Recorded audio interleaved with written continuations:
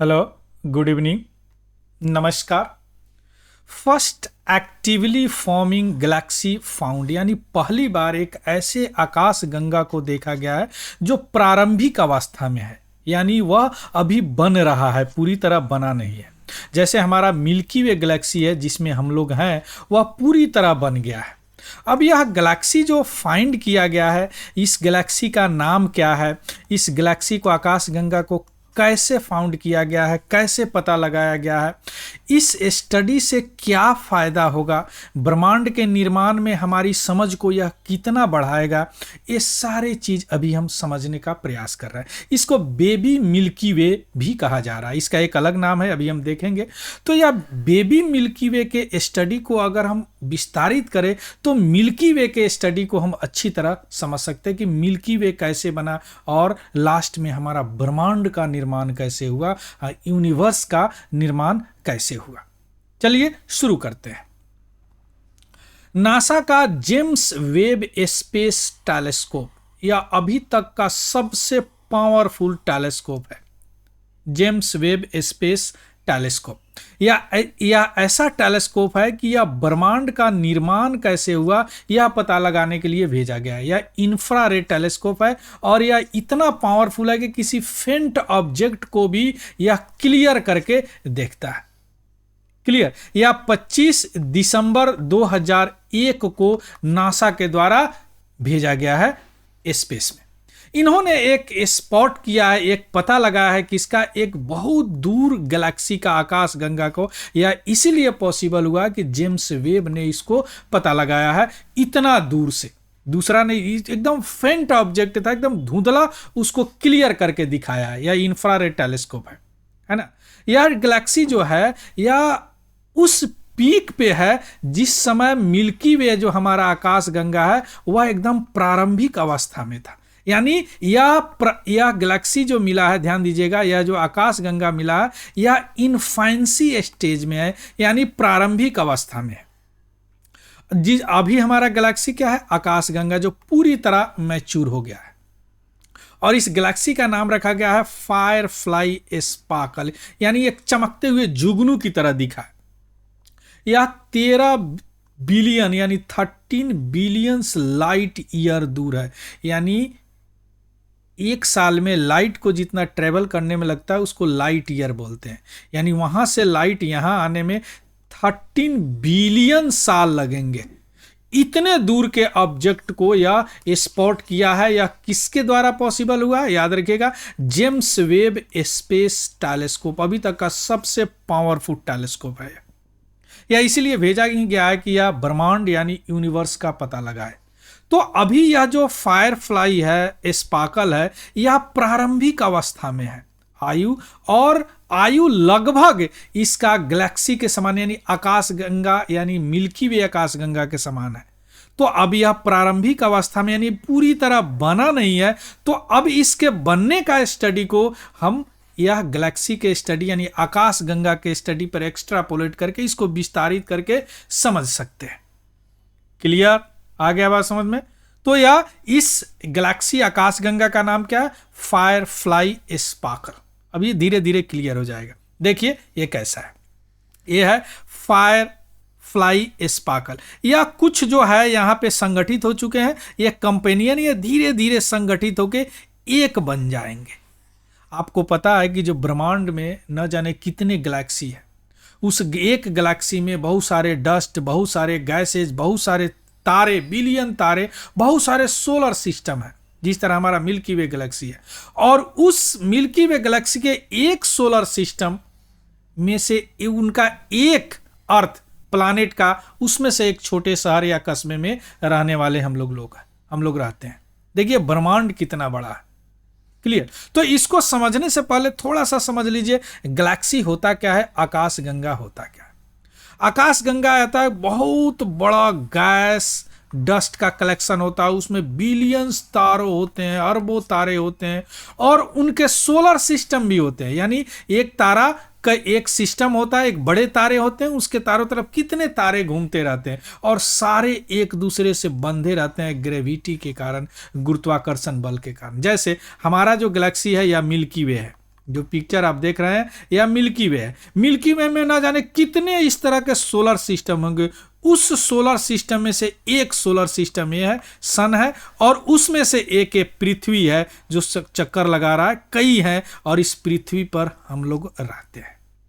और इस तरह का कितने आकाश गंगा होंगे। अब यह आकाश गंगा पूरी तरह बन चुका है। अभी जो हम आकाश गंगा देखे फायरफ्लाई वह बन रहा है, लेकिन आयु लगभग इसके समान है। यानी जब बिग बैंग हुआ, यानी ब्रह्मांड में बहुत बड़ा विस्फोट हुआ, उसके बाद धीरे धीरे धीरे धीरे एक्सपेंस करते करते यूनिवर्स इतना बड़ा हुआ, अभी भी यह एक्सपैंड कर रहा है। जो डार्क मैटर, डार्क एनर्जी आप चेकआउट कीजिएगा, स्पेस टेक्नोलॉजी प्लेलिस्ट में आपको मिल जाएगा। कहीं में डार्क मैटर और डार्क एनर्जी भी बताया है ना जी, जो यह बताता है कि अभी भी ब्रह्मांड जो हमारा यूनिवर्स जो है अभी भी एक्सपैंड कर रहा है, बढ़ रहा है। क्लियर। अब जो यह गैलेक्सी है अपने आकार के आधार पर तीन तरह के होते हैं। एक तो यह होते हैं स्पाइरल, जैसे हमारा मिल्की वे क्या है, स्पाइरल है। इस तरह का होते हैं इलिप्टिकल गैलेक्सी भी होते हैं, और यह इरेगुलर गैलेक्सी भी होते हैं। जो यह स्पार्कल है, फायरफ्लाई जो है वह कुछ इस तरह के हैं, लेकिन कुछ इरेगुलर भी अभी आप देखें हैं, है ना, जो अभी बन रहे हैं। क्लियर।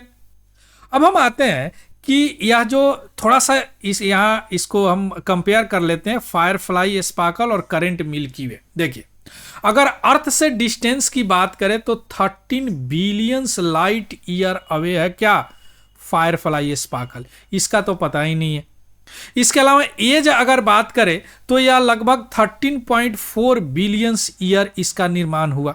किसका? फायरफ्लाई, स्पार्कल का। इसका अगर निर्माण करें तो 13.8 बिलियन ईयर इसका करंट एज है। तो लगभग एज दोनों का बराबर है। यानी जब यूनिवर्स बना उस समय दोनों का निर्माण हुआ, लेकिन यह अभी क्या है, अभी बचपन अवस्था में है, प्रारंभिक अवस्था में है। यह पूरी तरह बन चुका है। क्लियर। अगर स्टेलर मास की बात करें, इसका भार, तो सन के मास के यानी सूर्य के मास के 10 मिलियन गुना है, और यह 1 ट्रिलियन गुना है। मास थोड़ा मास इसका कम है। किसका? फायरफ्लाई, स्पार्कल का। अगर स्ट्रक्चर का बात करें तो कंपैक्ट क्लस्टर है ना, 100 लाइट ईयर, है ना। यह डिस्क और स्पाइरल आर्म है। अभी आप देखें मिल्की वे और दोनों का स्ट्रक्चर देख लिए। या अर्ली असेंबल्ड है, अभी पूरी तरह असेंबल्ड नहीं हुआ है, या प्रारंभिक अवस्था में है, या पूरी तरह बन चुका है। अब ध्यान दीजिएगा क्यों इंपॉर्टेंट है, क्योंकि दोनों का आयु सेम है। बिग बैंग के बाद दोनों का निर्माण हुआ जब यूनिवर्स बना, है ना। लेकिन यह जो है बिग बैंग मींस एक सडनली विस्फोट हुआ हमारे यूनिवर्स में, और उससे धीरे धीरे धीरे धीरे विस्तारित होते हुए इतना बड़ा यूनिवर्स मिला। अब तो मेटावर्स की बात आ रही है कि न जाने इतने कैसे कितने यूनिवर्स है। तो यह अर्ली असेंबल है, दोनों का आयु सेम है। तो इसके स्टडी से हम यह पता लगा सकते हैं कि एक्चुअली जहां हम रहते हैं मिल्की वे में वह क्या है, वह कैसे बना, और यूनिवर्स के बारे में, ब्रह्मांड के बारे में हमारे जानकारी और अधिक बढ़ सकता है। क्लियर। चलिए अब हम आते हैं कि यह जो डिस्कवरी है या जो खोज है हमें क्या सिखाएगा। अभी तो आप लोग समझ गए होंगे, यह सिखाएगा कि मिल्की वे का निर्माण कैसे हुआ, इवोल्यूशन कैसे हुआ। या यह जो फाइंडिंग हमें हेल्प करेगा, मदद करेगा रिकंस्ट्रक्ट करने में, फॉर्मेशन में और इवोल्यूशन ऑफ गैलेक्सी में, लाइक मिल्की वे। मिल्की वे कैसे बना, कैसे या इसका ओरिजिन कैसे उत्पत्ति हुआ, यह हमें बताएगा यह इसका स्टडी। यानी मिल्की वे का ओरिजिन, इवोल्यूशन के बारे में बताएगा या फायरफ्लाई। इसके अलावा गैलेक्सी जो बनता है इन द अर्ली यूनिवर्स, जब हमारा ब्रह्मांड बनना शुरू हुआ, हमारा जो यूनिवर्स बनना शुरू हुआ, उस समय गैलेक्सी कैसे बना, ये सारे चीज हमको बताएंगे। क्या? फायरफ्लाई, स्पार्कल को ऑब्जर्व करने से। तो एस्ट्रोनॉमर को यह डायरेक्ट एविडेंस मिला है, साक्ष्य मिला है कि कैसे गैलेक्सी असेंबल्ड होता है और इवॉल्व होता है, कैसे यह बनता है और कैसे इसका उत्पत्ति हुआ बिग बैंग के तुरंत बाद, बिग बैंग अचानक विस्फोट के तुरंत बाद। क्लियर। और यह इसीलिए पॉसिबल हुआ है ग्रेविटेशनल लेंसिंग के कारण। हमारा यूनिवर्स में एक लेंस काम करता है, अभी आप देखेंगे ग्रेविटेशनल लेंस, यानी ग्रेविटेशन फोर्स के कारण, एक फोर्स के कारण कोई ऑब्जेक्ट हमको दिखाई देता है। और thank you for James Webb कि वह फेंट लाइट को भी फेंट लाइट था फायरफ्लाई स्पार्कल का, वह ग्रेविटेशनल लेंसिंग से हम लोग देख पाए और इस जेम्स वेब के कारण उसको क्लियर हम लोग ऑब्जर्व कर पाए। क्लियर? अगर ऐसा नहीं होता तो हम इसको डिटेक्ट ही नहीं कर पाते, अगर ग्रेविटेशनल लेंसिंग प्रक्रिया नहीं होती और सबसे बड़ी बात यह जेम्स वेब टेलीस्कोप नहीं होता तो इसको हम देख ही नहीं पाते। तो यह डिस्कवरी, यह खोज से यह हमको शिक्षा मिलेगा, यह हमको सीखने को मिलेगा और हमारा जानकारी और अधिक होगा ब्रह्मांड को, यूनिवर्स को समझने में। क्लियर? अब थोड़ा सा ग्रेविटेशनल लेंसिंग देख लीजिए। देखिए, कोई चीज, मान लीजिए कि कोई एक गैलेक्सी है तो इतनी स्ट्रांग यहां ग्रेविटेशनल फोर्स होता है यहां पे, अगर कोई ऑब्जेक्ट यहां पे है, यहां से लाइट अगर चलता है या लाइट, तो यह लाइट ऐसे चला जाना चाहिए, ध्यान दीजिएगा, ऐसे चला जाना चाहिए, लेकिन यह ग्रेविटेशनल फोर्स के कारण यह लाइट बेंट हो जाता है, यह लाइट बेंट हो जाता है और यहां पे हमारा टेलीस्कोप होगा या अर्थ पे टेलीस्कोप जैसे जेम्स वेब यह इसको देख लेता है। लेकिन यह ऑब्जेक्ट 30 बिलियंस लाइट ईयर है, इतना फेंट होता है, इतना धुंधला होता है, लेकिन यह चूंकि इंफ्रारेड टेलीस्कोप है इसको यह क्लियर करके देख लेता है। यानी यह ऑब्जेक्ट इस तरह का दिखता है लेकिन यह हमारा टेलीस्कोप ऐसे देख लेता है। तो यह ग्रेविटेशनल लेंसिंग के कारण, यह ग्रेविटेशनल फोर्स एक लेंस का काम किया। लेंस में भी ऐसा ही होता है ना, किसी को कर्व को बड़ा करके देख लेते हैं, तो यह ग्रेविटेशनल लेंसिंग इस विधि को, इस प्रक्रिया को, इस घटना को बोलते हैं। तो यह टेलीस्कोप से एक तो ग्रेविटेशनल लेंसिंग प्रक्रिया हुआ और यह इंफ्रारेड टेलीस्कोप है जिसके कारण हम इसको अच्छी तरह देख पाए, किसको? फायरफ्लाई स्पार्कल को। क्लियर? अब हम आते हैं थोड़ा सा JWST के बारे में देख लें, इनके योगदान, कंट्रीब्यूशन के बारे में। यह अभी तक का सबसे पावरफुल टेलीस्कोप है, शुरू में बता चुके हैं। यह बहुत एडवांस इंफ्रारेड इमेजिंग टेलीस्कोप है और यही पॉसिबल बनाता है किसी भी बहुत दूर से दूर के ऑब्जेक्ट को, फेंट गैलेक्सी को यह अच्छी तरह बड़ा क्लियर वे में देख लेता है, जैसे फायरफ्लाई स्पार्कल को देखा। और यह टेलीस्कोप ही हमारा एबिलिटी को एक्सटेंड कर रहा है, विस्तार कर रहा है यूनिवर्स को समझने में, कि अर्ली स्टेज में यूनिवर्स हमारा कैसे था और अभी किस प्रक्रिया कैसे कैसे आगे बढ़ के अभी इस स्थिति में पहुंचा है। क्लियर? तो इस तरह के गैलेक्सी को ऑब्जर्व करके, जो अर्ली एरा के गैलेक्सी है, शुरुआती एकदम अभी इन्फांट स्टेज में है, एस्ट्रोनॉमर जो है हमारे गैलेक्सी फॉर्मेशन को रिफाइन करेंगे और उसी तरह डार्क मैटर और कॉस्मिक इवोल्यूशन, उत्पत्ति के बारे में जानकारी देंगे, जिससे हमारा ब्रह्मांड के बारे में, यूनिवर्स के बारे में जानकारी और ज्यादा और अच्छी समझ होगी। क्लियर?